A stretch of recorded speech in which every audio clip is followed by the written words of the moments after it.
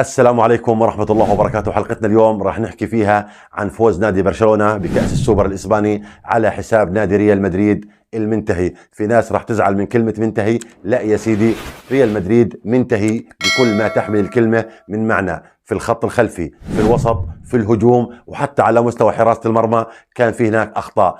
بصراحة تامة ما شفت أي شيء قدمه نادي ريال مدريد يشفع له إني أدافع عنه ولو حتى بكلمة واحدة، لأني أنا ما شفت نهائيا نادي ريال مدريد بيلعب كرة قدم، أو حتى يمكن ما حضر النهائي على اللي شفته. ففوز مستحق لنادي برشلونة على نادي ريال مدريد، وتتويج مستحق، وأول بطولة لتشافي. بصراحة بيستاهلوا نادي برشلونة إنهم يتوجوا بكأس السوبر الإسباني. وخلينا نرجع على نادي ريال مدريد اللي قلنا عنه منتهي. وكلمة منتهي بصراحة ما بتزعل، لأنه أنا اللي شفته خلال المباراة ضابطة كثير كلمة منتهي على نادي ريال مدريد. أنت لما تكون سيء في كل خطوطك فأنت فريق منتهي في تلك المباراة. أنا ما بحكي يمكن ريال مدريد يرجع يعدل بعد هيك يضبط أموره، هذا الحكي ما قلنا فيه. أنا بحكي عن نهائي السوبر الإسباني أمام نادي برشلونة. كان فريق ريال مدريد منتهي، كل الخطوط منتهية، الدفاع منتهي، الوسط منتهي، الحالة الهجومية منتهي، برضو بناء الهجمة منتهي، الارتداد في الحالة الدفاعية برضو منتهي. جملة تكتيكية طول 90 دقيقة أنا ما شفت. بصراحة أنا ما شفت ريال مدريد قادر على بناء هجمة واحدة صحيحة طوال 90 دقيقة، وكأنه قاعد بالخنق. ونادي برشلونة فعليا خنق نادي ريال مدريد وما سمح له إنه يبني ولا هجمة واحدة صحيحة. وخلينا نرجع نحكي عن ريال مدريد وعن خطوط ريال مدريد المنتهية. الخط الخلفي لنادي ريال مدريد، طبعا سيبك من الأخطاء الفردية، سوء التمرير، سوء التمركز، بس يعني في أبجديات بالدفاع لازم تكون أصلا موجودة عند المدافعين، اللي هو إنهم وقفوا على خط واحد وفي تفاهم وتناغم ما بين الخط الخلفي، بحيث إنه فعليا يقدروا يعملوا أصلا مصيدة التسلل، أو فعليا يقدروا ينظموا حالهم على خط واحد. هذا الحكي أصلا دفاع ريال مدريد ما كانش قادر يعمله. انا بحكي لك انه وقفوا على خط واحد، مش انه يمرر ويستلم وفعليا يعمل اضافه او انه يدافع بشكل جيد، لا، انا بدي بس على مستوى التمركز انهم وقفوا على خط واحد. كانوا سيئين جدا. فتخيل انت يا عزيزي لما يكون خط دفاعك اصلا مش قادر يتمركز على خط واحد ومش قادر ينظم حاله بحيث انه فعليا يقدر يعمل مصيدة التسلل لفريق الخصم، شو ممكن انت يصير فيك خلال المباراه. خلينا نروح على خط وسط نادي ريال مدريد.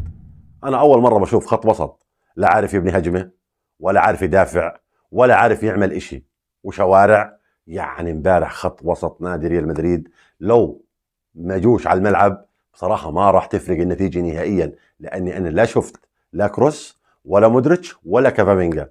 بصراحة خط وسط منتهي تماما. انا قلت قبل هيك كاسميرو ما راح يقدر حدا يعوضه، لا تشاوميني ولا كافامينجا ولا حتى اي لاعب حاليا موجود في نادي ريال مدريد. كاسميرو لاعب كبير واللي بيقدمه إشي كثير، وهذا الحكي قاعدين بنشوفه على اللي بيقدمه كاسميرو مع نادي مانشستر يونايتد في الدوري الإنجليزي. فبالتالي إنك تبيع واحد زي كاسميرو وتستنى من تشاوميني لحد ما يصير زي كاسميرو، صراحة استنى لك سنتين ثلاث أو أربعة خمسة عشان تشوف واحد بيلعب بنفس الطريقة اللي كان يلعب فيها كاسميرو. لأنه كاسميرو من الناحية الهجومية كان يضيف كثير، وبرضه من الناحية الدفاعية كان قوي جدا، وكان يسقط ما بين القلبين. امبارح بين القلبين ما في حدا بيرتد نهائيا.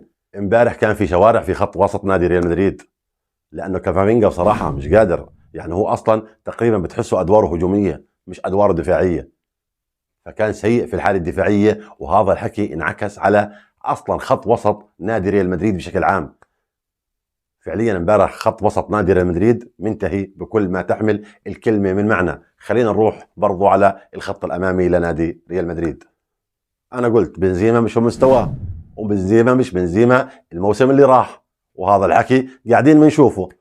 وقلت برضو فينيسيوس مركز مع الحكم ومركز مع الخصوم ودفاعات الخصوم أو اللاعب اللي بيكون مراقبه. الزلمة مخه مش ملعب، مخه كيف بس بده يتفلسف ويأخذ فاول أو إنه يعترض على حكم. غير هيك الثنائيه الموجوده بين بنزيما وفينيسيوس، انا حكيت برضه بالحلقه اللي قبل السوبر قلت مش موجوده، اختفت. فيش تفاهم، فيش تناغم. امبارح كم باص مقطوع بين بنزيما وفينيسيوس وما بوصلوا لبعض قاعدين، او فيش بتحسش فيه يعني تواصل بيناتهم. بمرر خلص بتروح الطابه، بمرر بتروح الطابه. هذا الحكي الموسم اللي فات ما كنا نشوفه. كنا فعليا بنشوف ثنائي رائع جدا. اقوى ثنائيه كانت بين فينيسيوس وبنزيما.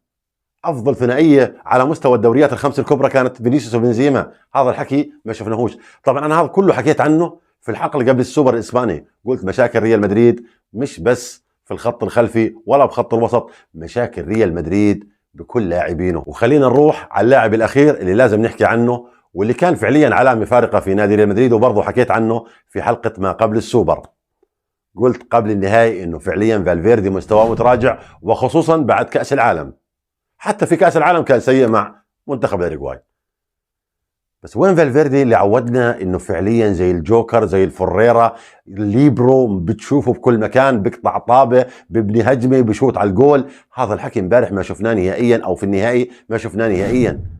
انا قلت فالفيردي مستواه تقريبا مش متراجع 50%، لا، حاليا فالفيردي بيعطيك 30% من فالفيردي اللي انت بتعرفه. فهذا الحكي كلياته انعكس على اداء نادي ريال مدريد. عشان هيك انت بتشوف ريال مدريد تقريبا شبه منتهي، لانه فيش ولا لاعب بريال مدريد بصراحه بتقدر تقول عنه والله قدم. يمكن تروح تقول والله حارس المرمى صد له طابتين او ثلاث ومنع برشلونه انه يعلي السكور فقط لا غير. يعني كورتوا والباقي انساه. وكورتوا شو بده يعمل بالنهايه؟ 6 فرص صد 3 اجن 3. فهذا الحكي منطقي جدا، انه انا من 6 فرص اصد لك 3 جوال ويجي فيه 3 جوال، اكثر من هيك بقدرش اعمل لك. يعني بالنهايه هو مش سوبر مان اصلا يعني كورتوا. فعشان هيك انا بقول لك فريق ريال مدريد كان منتهي بكل ما تحمل الكلمه من معنى في الخط الخلفي او في خط الوسط او حتى في الحاله الهجوميه. وخلينا نروح على الفريق المتوج بكاس السوبر الاسباني، وتتويج مستحق لنادي برشلونه، وقدم مباراه كبيره بصراحه بيستاهل انه يتوج فيها بكاس السوبر الاسباني، وكان افضل بكثير ومراحل من نادي ريال مدريد. انا قبل السوبر حكيت اذا بده يفوز نادي ريال مدريد على نادي برشلونه فبده يكون بغباء تشافي ودهاء انشيلوتي، بس لا هي صارت ولا هي صارت. وبرضه حكيت انه منظومه نادي برشلونه اقوى بكثير من منظومه نادي ريال مدريد، فبالتالي المنظومه فازت فعليا على نادي ريال مدريد. منظومه برشلونه ككل اقوى بكثير وافضل بكثير من منظومه نادي ريال مدريد. فبالتالي تشافي ما كانش غبي، وبرضه انشيلوتي ما كانش ذكي، وفازت المنظومه لانه المنظومه افضل. فهذا الحكي حكيناه قبل السوبر وقبل لا تبلش المباراة، وفعليا هذا اللي صار. وخلينا برضو نروح نحكي عن خطوط نادي برشلونة. نادي برشلونة في الخط الخلفي كان رائع جدا. امبارح عجبني بالدي كظهير ايسر، امبارح قدم مباراة صراحة خرافية من الناحية الدفاعية ومن الناحية الهجومية. خلينا نروح برضو على القلبين، كوندي وبرضو كريستنسن، قدموا مباراة كبيرة وبصراحة كانوا منظمين بطريقة رهيبة. خلينا نروح على الظهير الايمن، اراخو بصراحه قدم مباراه كبيره، ووقف فينيسيوس يمكن مر منه مره واحده واخذ فيها كرت اصفر. بس طول 90 دقيقه انت لما تقول لي واحد زي فينيسيوس وقفوا الظهير الايمن، معناته قدم مباراه كبيره. وخلينا نروح على خط وسط نادي برشلونه. منين بدي ابلش لك؟ بوسكيتس اللي بيقول عنه منتهي بصراحه امبارح قدم مباراه كبيره. غير هيك طلع على ديونج الرايق هذا اللي ببناء الهجمه فيش اروق منه وفيش اسرع منه، وبرضه ولا اشطر منه في تكسير الهجمه. لاعب خرافي بصراحه ديونج امبارح عمل فرق كبير بالمباراه. ولا هيك بكون لاعبين الارتكاز لا بلا. هذا الفرق بين لاعب الارتكاز لما يكون فعليا قوي ولما يكون ضعيف زي ما هو موجود حاليا عند نادي ريال مدريد.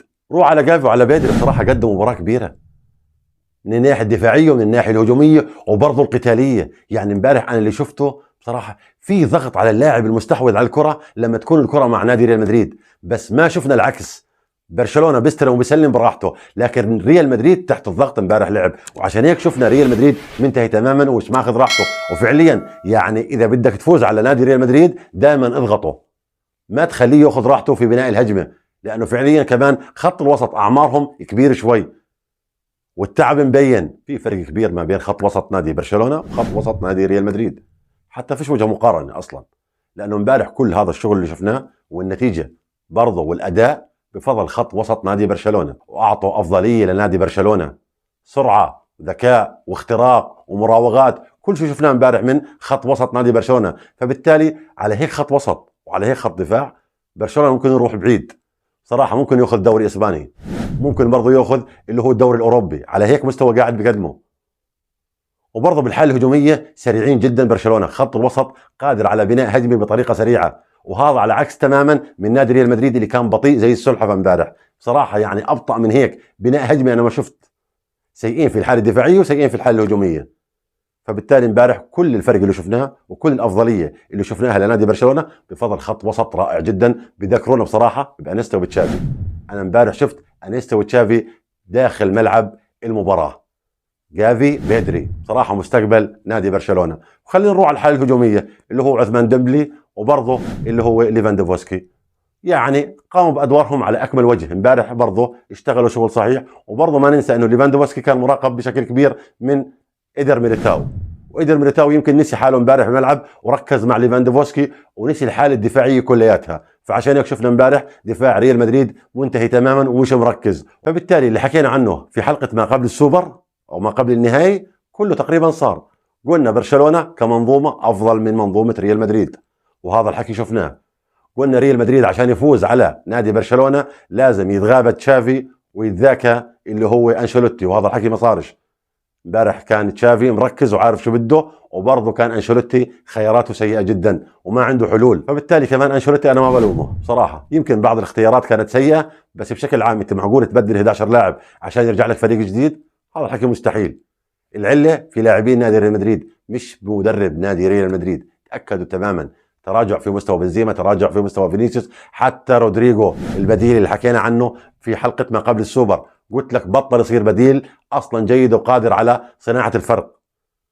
اسينسيو كذلك الامر. ما في لاعب في نادي ريال مدريد بصراحه في الدكه قادر انه يعمل اضافه لنادي ريال مدريد. فعشان هيك شفنا نادي برشلونه بفوز على نادي ريال مدريد، وفوز مستحق ومبروك لكل مشجعين نادي برشلونه، وهارد لك لمشجعين نادي ريال مدريد. بصراحه انا بس في جمله حاب احكيها، على هيك مستوى لا تستنى لا دوري ولا تستنى كاس ملك ولا تستنى برضه دوري ابطال اوروبا، الا اذا صار في تصحيح للمنظومه بشكل عام.